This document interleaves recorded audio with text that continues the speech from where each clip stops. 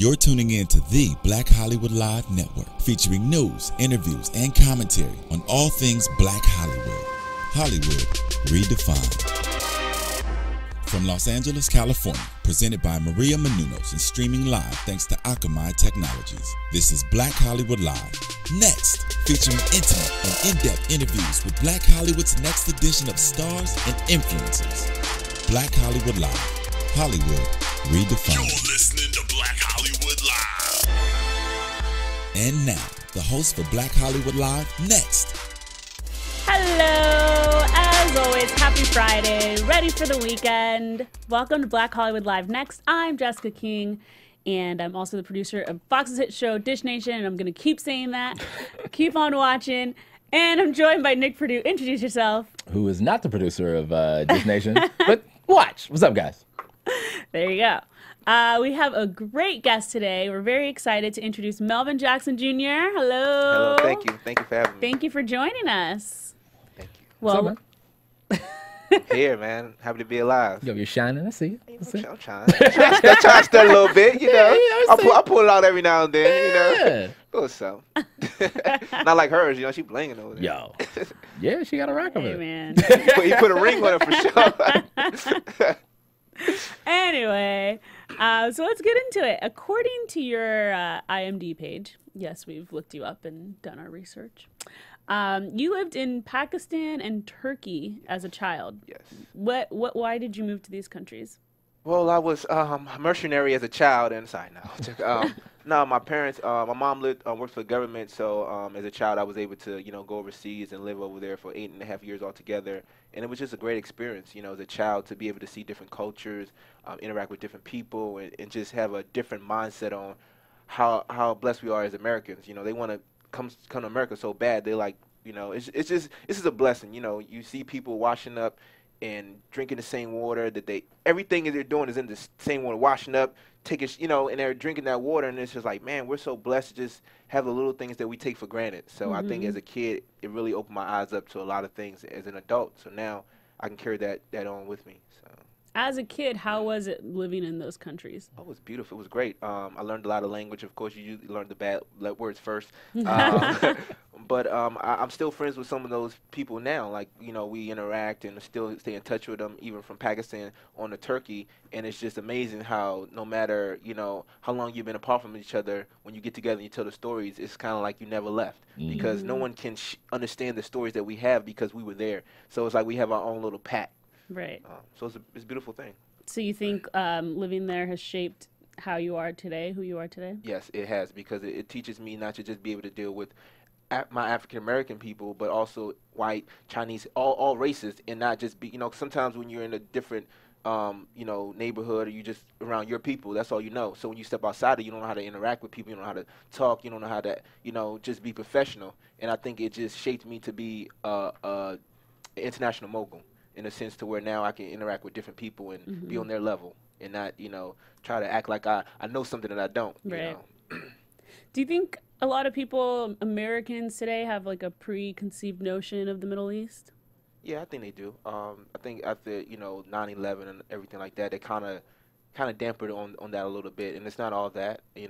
Those people are, just the same as we are. They love, what they believe in, but they have stronger beliefs than we do, and they do things that's right in them, not in our eyes, but in their eyes. And we're all human beings. We're all different. We're not going to think the same, but at some instances there has to be a cause and effect, and that was one of those things that happened, unfortunately. But it doesn't change my view on those people because I've been around them. I grew up with them, so I still love them just like, because I love them as individuals.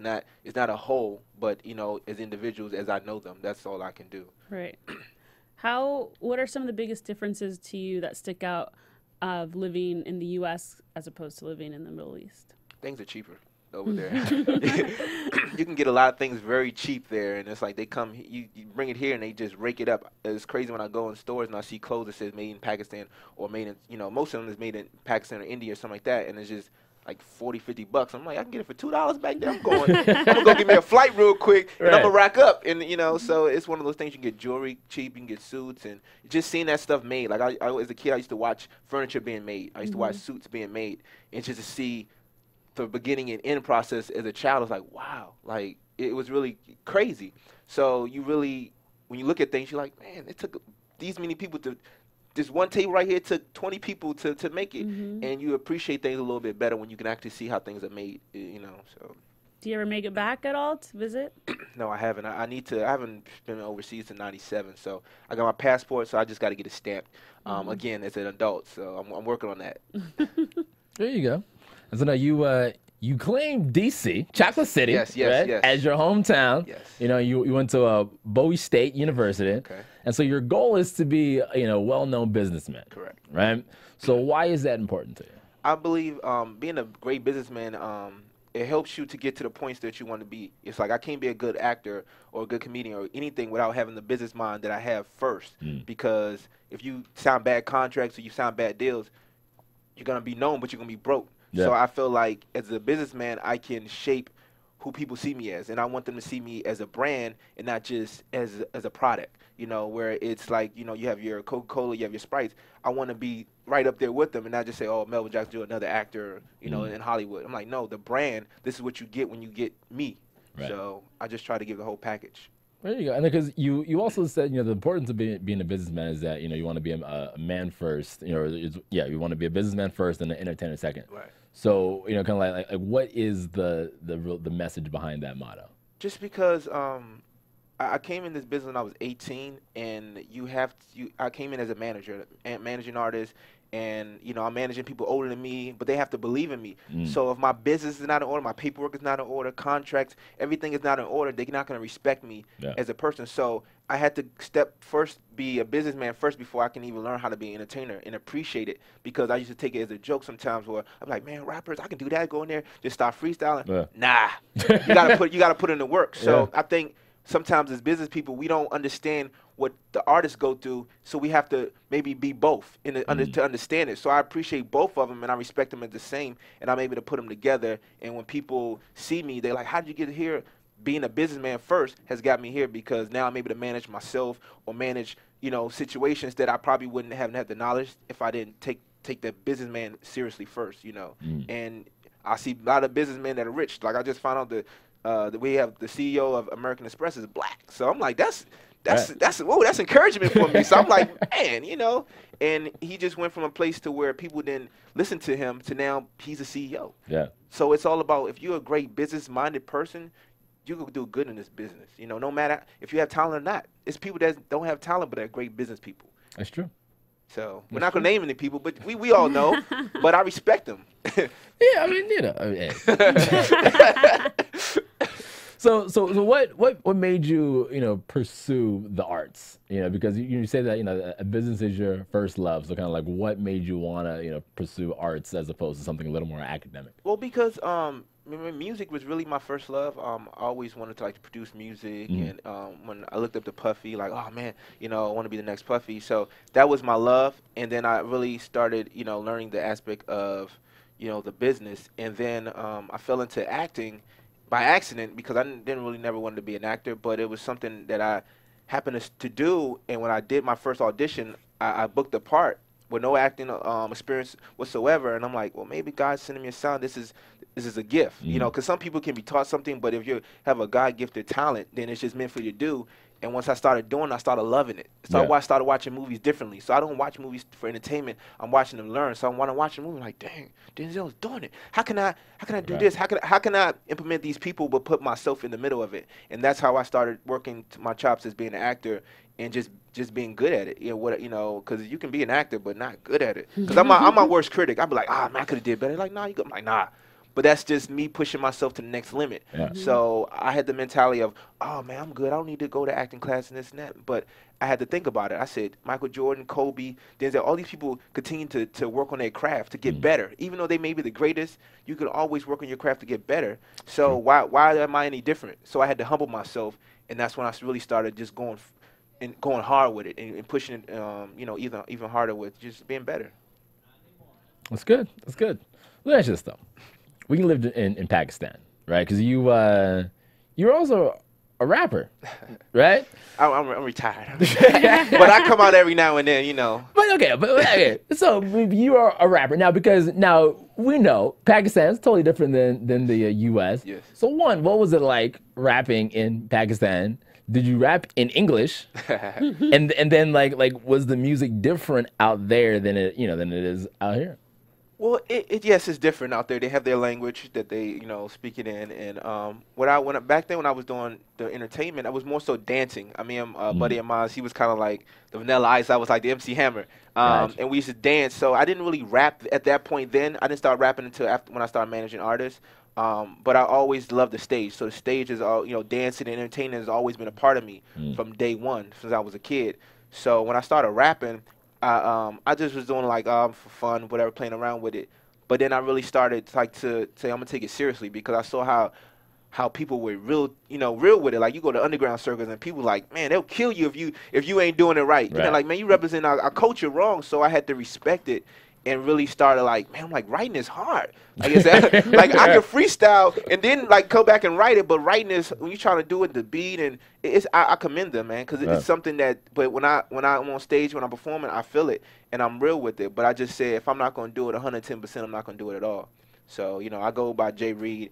So I had my moment, but I feel like acting for me is better because I know that's something that I'm good at and I look to be great at.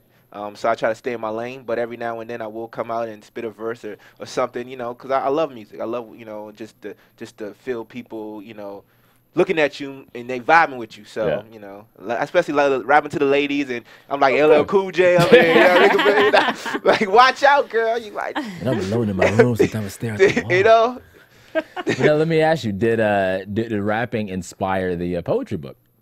Yeah, because I started writing poetry, and everybody knows rapping is a form of poetry. Yeah. And so I feel like if I had words that I could write down on paper, then it's easier for me to deliver verses and lines and everything like that. So poetry was just it opened me up, because I first started writing poetry when I lost my cousin, and it just was a way for me to let out, what I'm feeling. And I think that's something people should do. You should write down what you're feeling, because it will relieve you at the end of the day.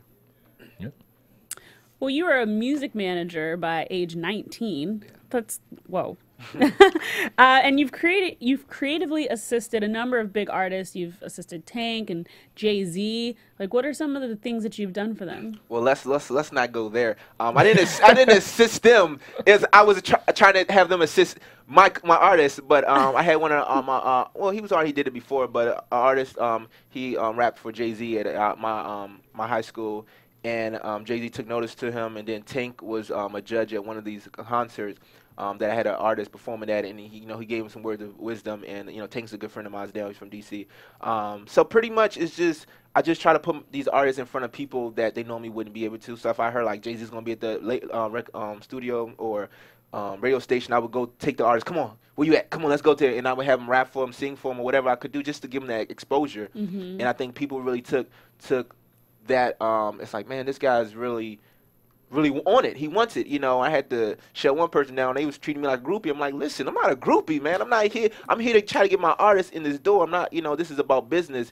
And now to this day, they respect me because they like, man, he came correct with it. And, Well, going back just a second to your, when you were rapping in Pakistan, how long did it take for U.S. music to get over, like new music from the U.S. to get over there?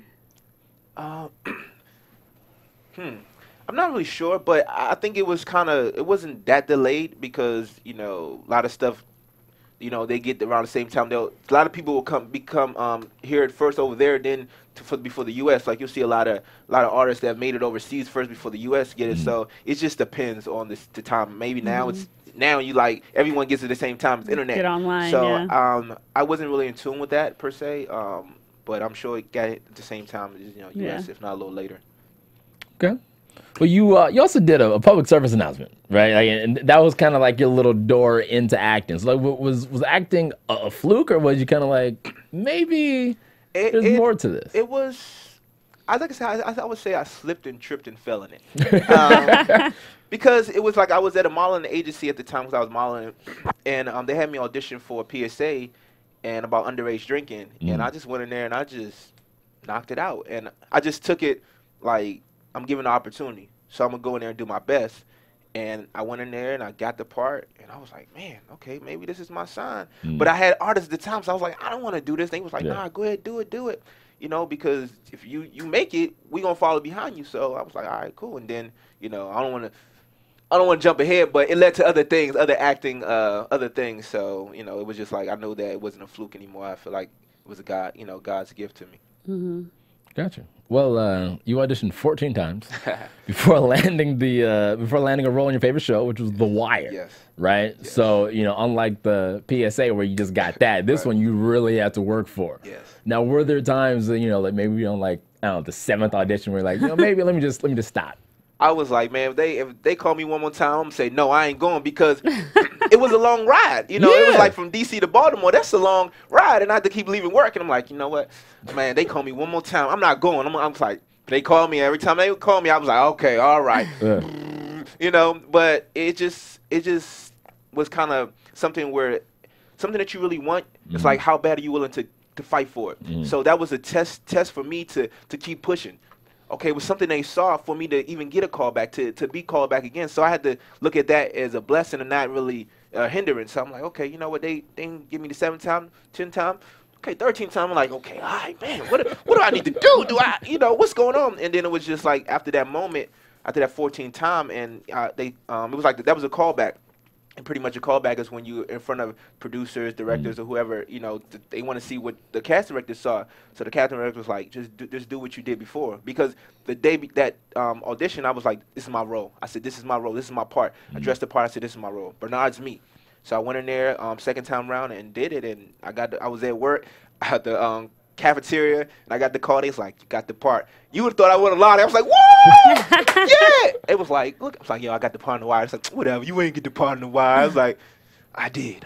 So, but people didn't believe me until they saw me. So that's awesome. Yeah. Oh, and then so like, do you feel that kind of persistence is a testament to your work ethic? Yeah, man, you have to stay persistent. And I just think if I didn't, I wouldn't be where I'm at now. And you know, people know me for that, and they respect me. They call me a hustler. And one guy called me Malvo the sniper, because I said, why you call me the sniper? He said, man, because whatever you got your target on, you go out and get it. And I was like, man, that was real, because I was like, man, why you call me Malvo the DC sniper? What's going on? Right. I'm like, that's not a compliment. But I said, why are you calling me that? And you know, he had people calling me Malvo. I'm like, no, my name is Melvin. But he was like, yeah, man, you just focus, and whatever you got your eye on, you get that target. And I'm like, wow, that's deep, you know. So there it is. Well, you also had a recurring role as a bully on the hit show Everybody Hates Chris. Yes. And for the series finale, Chris Rock actually directed that episode. Right. And you've said in the past that it kind of took you back and reminded you of your days when you were entertaining in Turkey and Pakistan. What was it about that moment that took you back to those memories? Well, just just being a kid and just having fun. I just saw those kids on set, and I'm like, man, they don't understand how blessed they are right now. They're on a hit TV show with Chris Rock behind it, and on a great network. And it was just like, man, like, I wish as a kid I was able to live what they're living. They don't. I don't think they understand. They may understand now, but I don't think they understand at that moment. And just to get that direction from Chris Rock, you know, it was just a blessing, because you know. He was like, hey, man, I want you, when you dudes beating him up, I want you to eat his peanut butter and jelly sandwich. You know, it's just some stuff just out the blue. And it was just like, man, okay, all right. So that worked. And then that scene, you just like, man, you don't do what they eat his peanut butter and jelly sandwich, you know. Right. Like that, he getting beat up and getting the money. But it was just a blessing, because the thing is that I originally went in for a different role, but I didn't get that role. But they liked me so much that they still like, you know what, we're going to get you in. And one of the executive producers told me, he was like, man, don't worry about it. We know who you are. So that's why we called you, and we can just get your name out of a hat. So I was like, man, that was a blessing to come from him. Just then the people respect what you do, and a lot of people were fans of The Wire. They're like, man, yeah, you was on The Wire, this and that. So, you know, and now that show still comes on, The Wire and Everybody is Chris, and checks still coming in, and it's like, okay, residual checks, you know. But it's just a blessing when people are like, hey, man, I just saw you on TV, and, you know, it's just a great feeling to have. And I just think those kids are very blessed, and I think they're reaping the benefits of hard work, you know, and their parents, you know, did a great job. It's awesome. Yeah. Well, people are going to be able to say that again. I'm seeing you on TV with this new show, Family Still Matters. Yes. All right, so tell us about your role on the show. Well, my role is I name role is Donald, and he's kind of the uppity type, and he talks like this. Yeah, so he's real proper with it. Like, how you doing? My name is Donald, and he's one of those. He's not like a Steve Urkel kind of, but he's the modern day. Those guys who kind of have to portray a certain instance to be around different people and feel like they're on their level. And he has a son that he has to raise, and he's the single father. His wife died of cancer, and he's just pretty much he's the entertainment of the show a little bit between him and his son. And he kind of does the same thing Steve Urkel did, show up at the Garrett's house, and without knocking on the door or ringing the door, but he just walks in, and the guy's like, you can get shot, right? You just walking up in my house like that. And he's like, what's going on? Violence never solved nothing. And so he's just one of those guys that just, he brings reality to TV in a sense to where, and I think you'll see a lot with his character in different avenues that he goes to. And, I think we're going to have a lot of fun on the show, That's good. So what drew you to this show? What drew me to the show was we were out at an event, and I was introduced to the executive producer of the show, and I kept hearing about it. I'm like, oh, they bringing like Family Matters back? Oh, could I be interested? So I just said to him, like, hey, when can I audition? He's like, what you doing tomorrow? I said, meeting with you. So I went in there, and I auditioned for one role, and he was like, nah. He said, you good. I know you could do this role. People seen this before, but I got this other role for you, Donald. And I don't think people will ever see you, with glasses on, kind of geeked up, and in a different role. I think this could do great something great for your career. And I was like, oh, I'm down with it. So I did it, and I improv'd, and he was like, oh, I love it. So it went from there to them to ask me to be a writer on the show, and then ask me to be a producer on the show. So it was just all these things started happening. I'm like, wow, man, okay, everything's happening kind of fast, but I'm with it. So now, going from just being an actor on the show is different. Now writing and now producing, where the actors are calling you and saying, hey, when we shooting, it's different for me, because I'm normally like, hey, when we shooting, that's all I need to worry about. Let me know my dates and I'm shooting. Now it's more. And I don't think people really understand like what it takes to put together a TV show. It's a lot of work. This is my first situation. I've been producing on several other projects, but nothing of this magnitude. Where you got TBS involved and you got other actors, and we bringing on T.O., we bringing on Erica Hubbard, and Vivica Fox is going to make an appearance.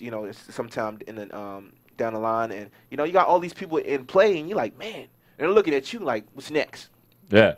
I'm normally just the actor. Now I'm got to be the actor, the writer, and producer, and it's it can be tough, but I know what I can handle, and it's nothing that that I can't put on my shoulders that I can't carry. There you go. Well, since you're a writer and producer on the show, if you want to write me into the, no big deal. Yeah, if you have two extra roles, I'm writing my last episode to now, so I got people, we got a couple roles in there. You might have cut your face so you can be a high school student. What I mean? just right. Shrink a little bit like Martin was, and put the shoes on Roscoe. Walk us through your audition process for this show. Well, pretty much, like I said, I went in there. It was him, executive producer, his partner, and then the person that the show is actually about, him and his family. So I went in there, and they just told me I didn't even have the lines yet. So I like code reading, and what code reading is when you get a piece of paper and the lines or whatever, and you kind of go to yourself for a little bit. Go over it, try to memorize as much as you can, and then you go and do it. And that's what I did. And I went in there, nailed it. It was like, they gave me directions, said do it this way, did it that way, killed it. And then that's when he was like, man, I want you to try this other role, Donald. And he gave me what to do, said do that, and same thing happened. He did it great. He's like, all right, put the paper down, improvise. So we just went in there and improvised, and it was pretty much, where I'm going in there telling the son, like, hey, I heard you cheating on the test and this and that. He was like, nah, I didn't cheat on the test. Unless somebody cheat on me, that's a difference. And I'm like, well, no, son, you can't allow someone to mess up your career, you mess up your education. He's like, Dad, I'm not. You're tripping, you're bugging. Like, listen, we use proper English in here. We don't use what's up and bugging and all that stuff. He's like, Dad, can I get back to my bugging? Yeah, he's like, can I get back to Disney, what I'm watching? He said, what are you watching? Discovery Channel. He said, why didn't you tell me, son? Come on. Come on, take a seat. So it's like, just has though that feel where he's like, man, I want you to just improv, Yeah. But I like to sometimes stick to the script, but improv is a beautiful thing when you're able to do that, Yeah. And so, what do you really want people to take away from your character Donald and from the show Family Still Matters? I want people to like with Donald, and this is the good thing as a writer, I can write stuff for myself that probably writers probably would be a little. I don't know. You just be careful when sometimes you write. Like on the show, I have a love interest that is not of African American descent, so that may raise a red flag. Yeah. But as a writer, sometimes you have to go against the grain, and I think this is 2014, and this guy is mourning from situation that he's gone through. So I think that if people are watching the show for that, then they're watching for the wrong reasons. And I just want them to go away with like guys that are maybe not as good looking, or maybe I don't want to say geeky, but kind of not the popular, still have a chance with a beautiful woman like what Donald's gonna end up with. And just know that he's a human being, but he also has flaws too. And you're going to find out other things about Donald that it's like, wow, he's been fronting all this time in a sense. And, I just think that layers will be, you'll see different layers of him. And people will be able to, because with Erico, you only could look at him in one instance. Like, he's funny, geeky, whatever. But with Donald, I think I want him to have different layers where you're going to see him funny, you're going to see him sad, you're going to see him in different avenues to where he's just not this one individual and just not the, the laughing stock of the show or whatever. But I think what I want people to walk away with the show is just knowing that family still matters. That's number one. Half of us don't eat together anymore as a family. We don't pray, And in these shows, we have them saying prayers a lot of times in the show, just to show people that religion is very important. Whatever religion it is, and just knowing family's gonna go through things, but at the end of the day, when they come together as a family, it just shows like how strong that family is, because it's families that don't talk, they don't like each other. Right. Yeah. But we're gonna deal with real issues. We're not gonna just sugarcoat it. Oh, they're just a happy-go-lucky family. No, they're gonna be some things that's like, man, kids gonna get arrested. Father gonna be like it's one episode where the father happens to detain a guy. He's wrestling with a naked guy, and they got it on YouTube, and they like, wow. So that's the highlight of the dinner table. So it's just gonna be dealing with different real issues, bullying. Homosexuality, everything. I don't think there should be anything that we don't touch on. I want to watch now. Yeah, seriously. So the show is inspired by the classic 90s show Family Matters. Right. You guys have the Harriet Winslow, who's going to be appearing on there. Is this nostalgic for you at all? Yes. It's definitely excitement. She's a joy. Like, I talk to her all the time, and she's just excited about the show. And she has a voice that no one can imitate. So when I'm writing for her, I'm writing in her voice, and just the way she would say certain things that no one can do that. And she's taking on Grandma Ida. And Grandma Ida is just like, man, she just say whatever. And she calling the little boy big head and water head, jug head, and she just doing her. And, it's just a blessing when you're able to, be able to carry on something that was, happened in the 90s, and it's still on now, but it's not, like, we don't want to say a spinoff, but we're going to say a continuation, because no one can ever duplicate Family Matters, Right. But what we want to do is in 2014 is show that, this family matters. It still matters right now to this day, and that we're going to even have some of the old cast come back. You're going to see the father, Reginald. He's going to be coming on. You're going to see Kelly, who played Laura Winslow, and some other people. And it's just a blessing when people are like excited about the show. Like when I tell people like, oh man, that's a great idea. Oh, like they like, why didn't I think of that? You know? And people are just excited about the possibilities of what it could be. And we're gonna definitely try to make TV history. And Tyler Perry left a void at TBS, so we're trying to fill that void and and bring back Black TV. Bring that '90s feel back. Got it.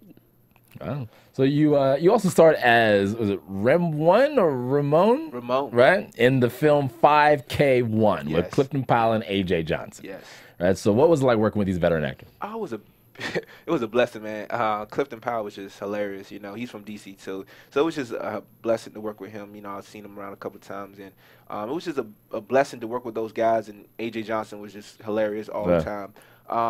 And it was a blessing with that whole situation, because, like I said, back to the whole business thing, I feel like if I didn't let people know who I was, as an actor, as a business person, that I probably wouldn't have got that role, because that role came by two different people. I was introduced to a director who told the people about me for the movie, so that I didn't even have to audition. Like, they saw my stuff on the wire, and they was like, okay, cool. And that was my first leading role, and they put me on the cover of the DVD, and I became like a a superstar in Detroit. Like people loved me, and it was like, wow, like it kind of was a rude awakening for me. I'm like, okay, this could happen in Hollywood. It just have to happen in different cities. Yeah. But it was one of those things that when people love that movie, and it was just like a street classic, you know, Yeah. kind of like what was the movie with Wood Harris and Cameron and all them? Oh yeah. See, I forget, but I know exactly what you're talking about. I know what you're talking about. I know what you're talking about. So, A good hood classic, right? yeah. Well, your company, Urban Vision Entertainment, has produced a series of videos and skits, and most recently you've come up with a scandal skit. Yes. Tell us a little bit about that. Well, you know, I love Scandal, and I know a lot of people that love the show, and it was just paying homage to the show where a friend of mine came in with an idea. She wanted me to do like on stage as more stand up, and I was like, it's kind of long. I'll write it as a skit. So what it was is that a guy overhears his girlfriend on the phone talking about some rendezvous she has every Thursday. This guy has just doing so much to her. She hasn't had this done to her in a long time. And he's like, man, she said I was the best, and he's thinking that she's talking about a guy that she's cheating on or whatever. So she's like, and I'm like, every Thursday, that's my night out with the guys after watching football. So I'm like, I'm catching the act. So when I come, I bust in the room, and I'm like, hey, well, where he at? She's like, what are you talking about? I'm like, where's he at? I'm looking on the bed and everything. I'm like, the dude that you've been cheating on me with for 3 years. She's like, why ain't nobody cheating on you? She's like, I'm talking about Scandal, the president on the show. So I'm looking at the TV. I'm like, I'm feeling dumb. I'm like, babe, I'm sorry. I didn't think that you would cheat on me. She's like, that's what you get for eavesdropping. But it's good to know you still, I love to see when you're jealous. And so it was just one of those things. It's just, sometimes you eavesdrop and you overhear things that ain't your business, and you assume the worst. And you're like, man, because women love Scandal. They love the president. Oh, yeah. And so does Nick. So, I am a new Scandal fan. so when it comes, the way it's shot, and the way, like, I directed it, I wrote it, I produced it, I'm in it, and it's just the way it's shot. When it comes on, it's just like Scandal, and it was just a blessing to do that. That was one of my first projects, that I completely did everything, and it was just a blessing. So Very funny. And the movie was paid in full. yeah, there That you was look. the He's movie. like, I see you go Yeah, Google let it. me look it up because I knew what you were talking about. So you're also a stand-up comedian. Yes. Right. And so how is doing stand-up different from acting? It's pressure. You're gonna have your good nights, you're gonna have your bad nights. Yep. And it's all about your audience. You gotta know your audience, and every joke doesn't work for every audience. So I had to learn. I had to learn some things. I never got booed, but it was close. It was quiet. It was very it was very crickety in there. And I was like, whoa. I was like, I started sweating. So it's very different from acting. So acting, I know, you say your lines, boom, boom, boom. Stand up, you have to, it's just like, say somebody who's having a bad day may affect the whole audience, because if they throwing you off, you looking at them and you trying to make them laugh, but that's not the right person you should be looking at, because they're not gonna laugh, they're not gonna break. So I had to do different things. Like at the end of my show, I always say I wanted to be a musician, an artist, a singer. So I'll play like some music slow, and I'll just start either lip singing, or I'll just start saying something when I look at the ladies, and that's like my show, my little genuine special for the ladies. So I just try to add some different flavor to comedy, and I call myself the bad boy comedy, And women my friends always say, all right, okay, he doing karaoke, keep your shirt on there, keep your shirt on, because I'm always coming out my shirt, But get my Bobby Brown on, don't be cruel. Hilarious. Well, before we wrap up, we just want to give you a little bit of an opportunity to kind of tell us what else we can look forward to. We're really looking forward to Family Still Matters, but what other projects are you working on? Just a little brag moment for you. Well, we're also working on a TV show called Internal Affairs, and it's like The Wire, The Shield, and Law and Order wrapped in one, and it's a cop drama. And I'm also I wrote and I'm producing a TV movie called Sex, Lies, and the Things That Women Go Through, which I hope to have on Lifetime. And it's definitely a movie that for women. I wrote it for women, about women, things that they go through, and all them coming together as one to help each other through their issues. And I'm an advocate for relationships, for helping women through issues, because I was married for 10 years, and I have a lot that I can help our men understand about women. And if I knew these things that I know now, I'd probably still be married. So but it's just I want people just to know me as not just an actor, entertainer, but also as a person. And I try to just be real with different things. And like I say, as a brand, I'm trying to do speaking engagement with kids, and just be positive. Have my website, melvinjacksonjr.com, doing a bunch of stuff. Just trying to stay positive. Well, good luck on all that. Congratulations on everything you have going on. Tell us where we can find you online, Twitter, Instagram. Twitter is Melvin Jackson Jr. Instagram is Melvin Jackson Jr. MelvinJacksonJr.com.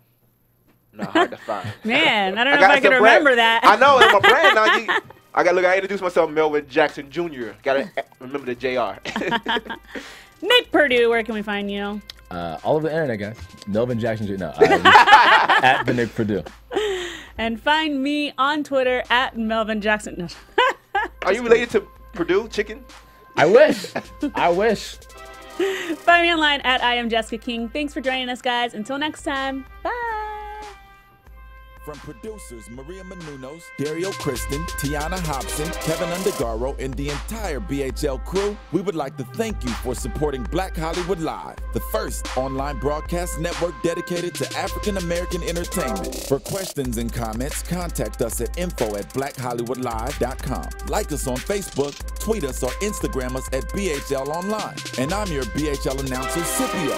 Instagram me at Planet Scipio. Thank you for tuning in. Hollywood Redefined. The views expressed here are those of the host only and do not necessarily reflect the views of BHL or its owners or principals. Thanks for watching Black Hollywood Live on YouTube. For more in-depth interviews and news, subscribe to our channel here and be sure to share your opinion in the comment section below here. See you soon, everyone. Bye.